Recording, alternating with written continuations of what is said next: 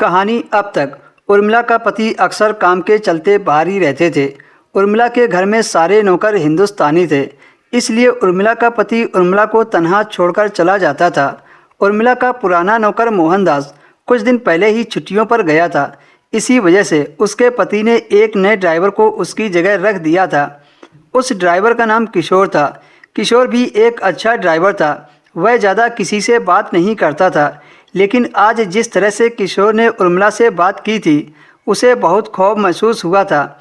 उसकी आंखों में छुपे उसकी नज़रों का मतलब भी उर्मिला ने पढ़ लिया था, और शायद इसी बात पर वह खौफजदा हो गई थी, क्योंकि इस वक्त उर्मिला का पति भी मौजूद नहीं था और उस वक्त उर्मिला यह सब तन्हा देख रही थी। एक पल के लिए उसके दिल में ख्याल आया कि पता नहीं किशोर अकेला है या फिर उसके पीछे और भी लोग हैं। उर्मिला एक जवान औरत थी और उसके लिए यह बात बहुत ही डरा देने वाली थी कि वह उर्मिला से मौके की फिराक में था। किशोर ने उर्मिला को घर छोड़ दिया था और गाड़ी से उतरकर अंदर चली गई थी, लेकिन उर्मिला की निगाहें यहाँ वहाँ घूम रही थी कि कहीं उसे कोई खतरा तो नहीं है। उर्मिला अपने कमरे में आकर बंद हो गई और बिस्तर पर लेटकर गहरी गहरी सांसें लेने लगी।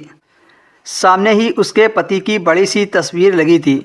उसे अपने पति पर बहुत गुस्सा आ रही थी कि अनजान व्यक्ति को घर में नौकर रखने की क्या ज़रूरत थी। उसकी नीयत में कितना खोट है। पिछले 2 दिनों से उर्मिला की पुरानी नौकरानी छुट्टी पर थी। यही सब बातों को सोचकर वह बहुत परेशान हो रही थी।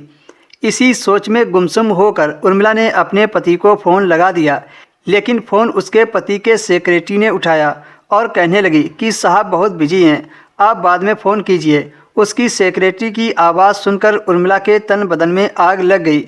उर्मिला तो उनकी पत्नी थी, लेकिन वह उर्मिला को कहीं भी नहीं ले जाते थे, बल्कि उर्मिला को तो कारोबार में उलझाकर रखता था और खुद अपनी सेक्रेटरी के साथ सारे जहां की सैर करता था। पीछे से आने वाले गानों की आवाज़ें और शोर से उसे बहुत अच्छी तरह से मालूम हो गया था कि उसका पति कहां पर होगा और क्या कर रहा होगा। उर्मिला ने गुस्से में फ़ोन उठाकर दीवार पर दे मारा। तभी अचानक से किसी ने उसके कमरे पर दस्तक दी। उर्मिला ने पूछा कौन है, तो बाहर से आवाज़ आई मैं किशोर। उर्मिला सोच में पड़ गई कि ये इस वक्त मेरे कमरे में क्या करने आया है। उर्मिला ने दरवाज़ा खोला तो वह उर्मिला को देखकर मुस्कुराने लगा। ऐसे मुस्कुराने से उर्मिला डर गई।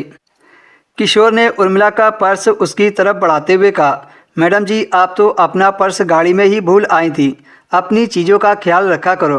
पर्स देकर उर्मिला की जान में जान आई कि वह यहाँ कोई ख़ास मकसद से नहीं आया था, बल्कि किशोर तो उसका पर्स लौटाने आया था। उर्मिला अपना पर्स लेकर जैसे ही दोबारा दरवाज़ा बंद करने लगी तो अचानक ही किशोर ने कहा कि मैडम जी अकेले में एक मौका देकर देखिए, आज साहब भी मौजूद नहीं है। मैं आपको ऐसा खुश करूँगा कि आप देखती रह जाओगी और इस बारे में किसी को कानो कान खबर नहीं होगी और आपका काम भी हो जाएगा।